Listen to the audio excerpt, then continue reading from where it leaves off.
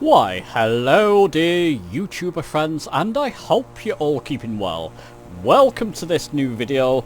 Straight into this one. This is tips and tricks and maybe some hidden settings for the Cessna CT210N.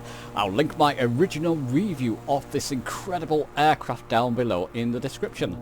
Tips and tricks. Tell you what, let's get straight into it. I'm going to bring up the EFB. I'll pop it down here. One thing I would like to mention, because I've not mentioned it elsewhere, with VORs now, let's just click off airports. Yeah, airports is already clicked off, it's fine. With VORs, used to be able to see them at a kind of range, this kind of range, and that was maximum. I think it was like more like that kind of range. You would have to scroll around, it would be messy. Now you could scroll right out to 18 nautical miles, and you can see VORs up and down the country. Isn't that brilliant? Maybe a Sobo listen to us. Maybe. What I'm going to do, people, I'm going to click on one of these VORs.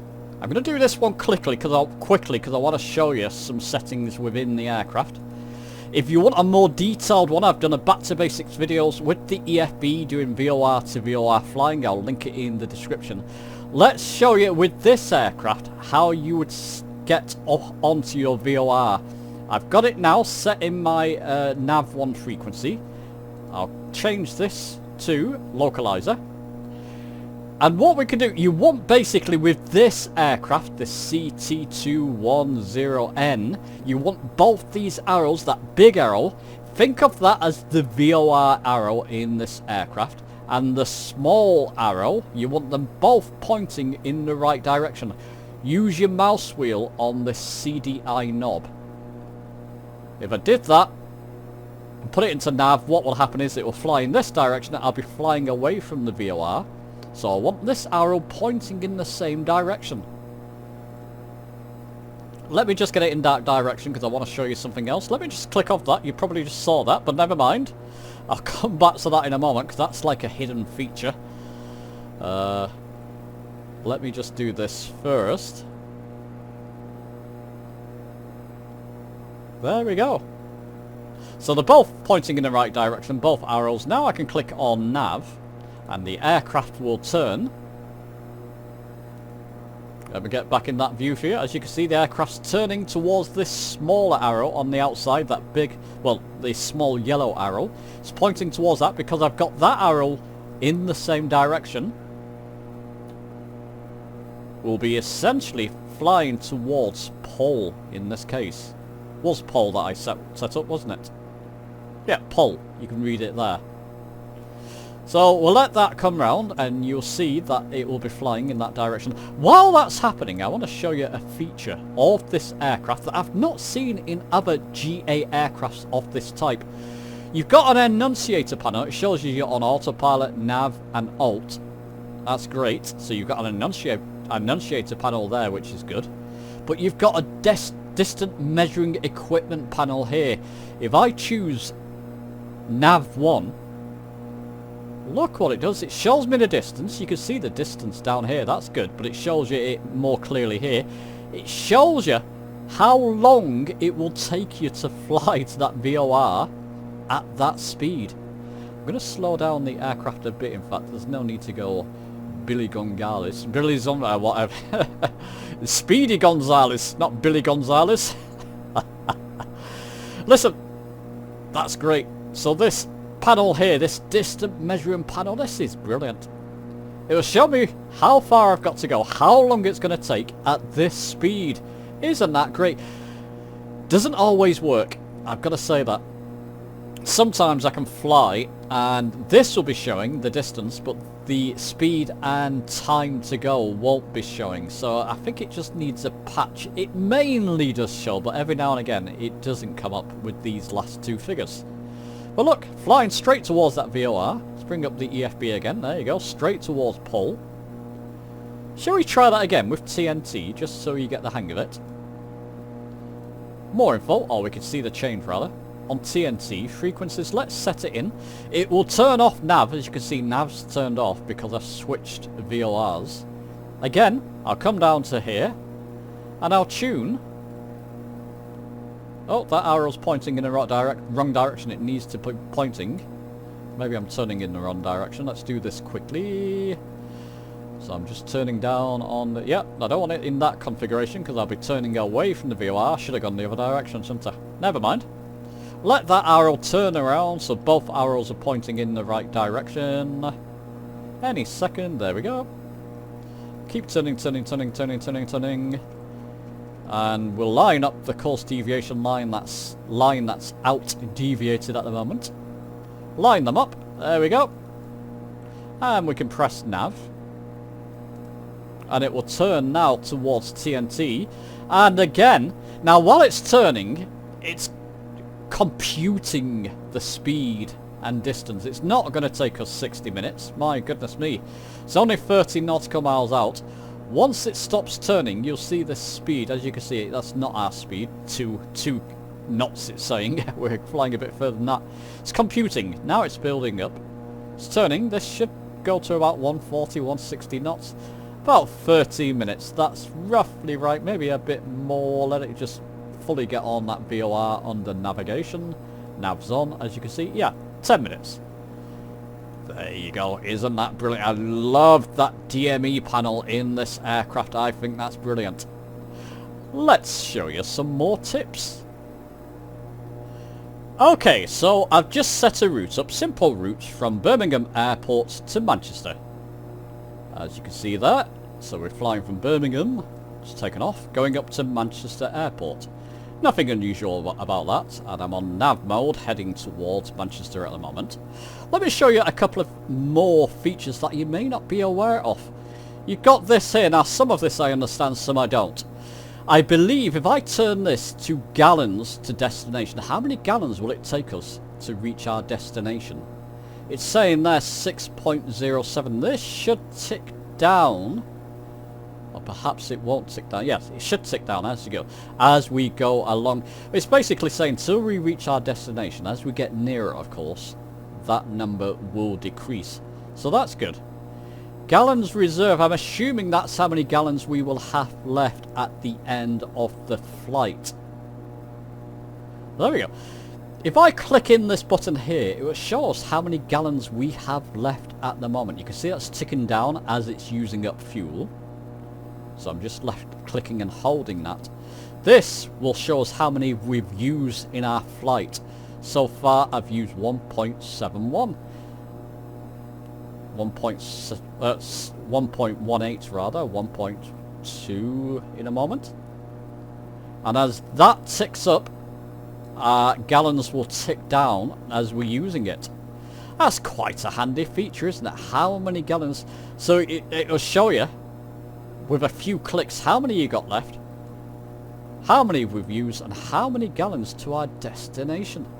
Really like that little feature. It's another added thing to this aircraft which makes it really special. What I want to do, my friends, is get towards Manchester Airport. I want to show you the ILS interaction with this, because there's a couple of things which are different from the 182RG, for example, and it may catch people out. So I'll bring you back. Just before I do that, a quick word from this video's sponsor.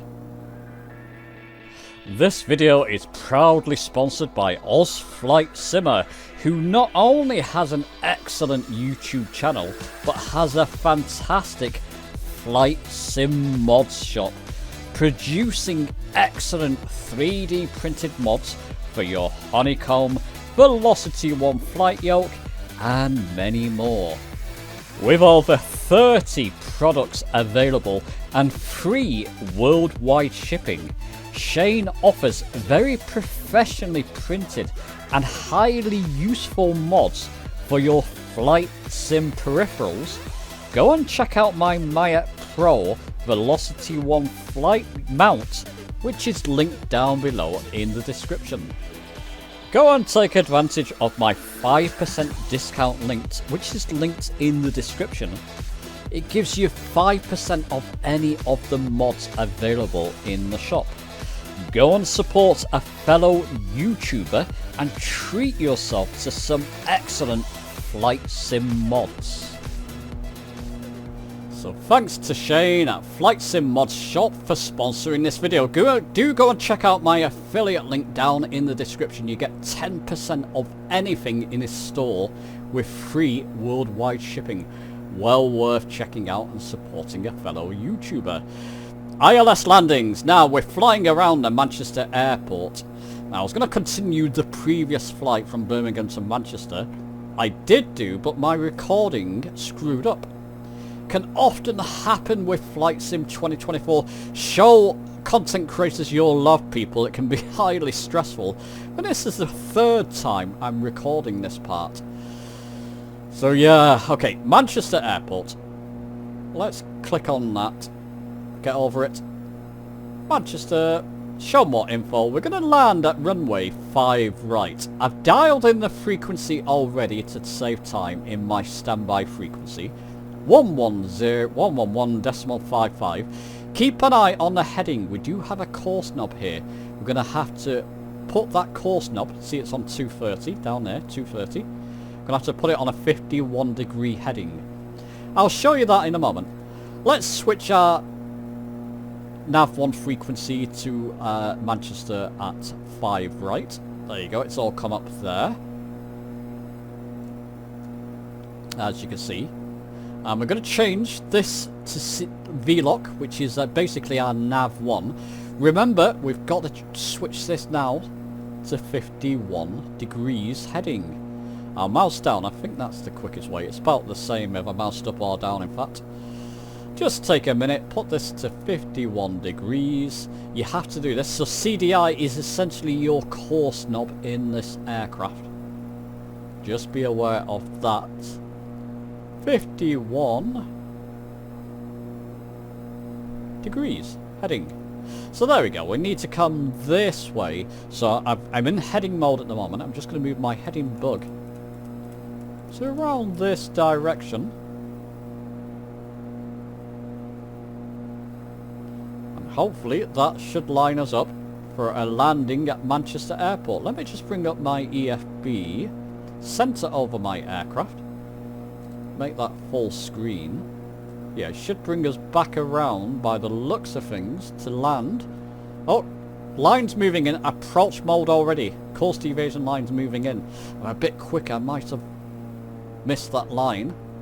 Has it stayed in approach mode? Keep an eye. If this switches out of approach mode, it means you've missed it. Yeah, it's gone into roll. So I'm gonna, because I was a bit too quick. My speed was too quick. So that was my fault. I'm going to put it back into heading mode. So there we go. We'll keep turning to the left. I'll wait for that line to move in again. I've slowed down now. Oh, this is essentially the percentage of your throttle. I'll put it back up to about 60%, which will be fine. 65% will be fine. Wait for that course deviation line to move in again and press approach. This time we're slow enough. We should manage it.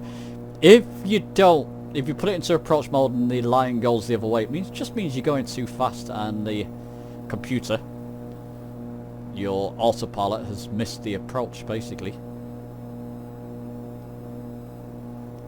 So heading a little bit more that way. I'll put you up in that view. It's better so we can see what's happening outside the aircraft. There you go. Line's moving in again. Come on, Hodgson, get down. Maybe that wasn't the best. Don't miss it this time. I put it into approach. Oh, come on, approach mode. Don't tell me I've missed this again. Is it going to stay in approach mode? It seems to, of course, at this time. We're slow enough. Yep, it has. So there we go, and it will line us back up. All very handy. Get down to this view. Our speed's roughly about right. Just a little bit less. Put this down to sub 60%. It says horse P, but it's roughly your percentage of your throttle as well. bring that speed down so I can go gear down. Manchester Airport's just ahead there. Gear down. Now, it's all gone very quick, but our glide slope indicator has just popped in. Let me just pause that for a second, because it popped in sooner than I expected. At first, you'll be wondering, when that doesn't appear, and you're getting close to your airport, you're wondering where your glide slope indicator is. It pops in around this range out. Have you noticed? It's happened here now. It's not given me the estimated time or speed. It can sometimes do that, but it still gives me the range, how far the airport or the ILS frequency is, so my runway is from my current position. That's your course deviation line now. As that moves down to centre, I'll unpause it. I'm going to have to slow down to get down towards flap speed now. We're near enough there. As you can see, it moves down pretty quick. Put us back into that view. I'm going to go to stage 1 flaps. All happened a bit quick. But it does. It suddenly appears your glide slope indicator. Now it's locked on because we're in approach mode, so it's descending under autopilot. Thankfully got that speed down in time. My gear's down.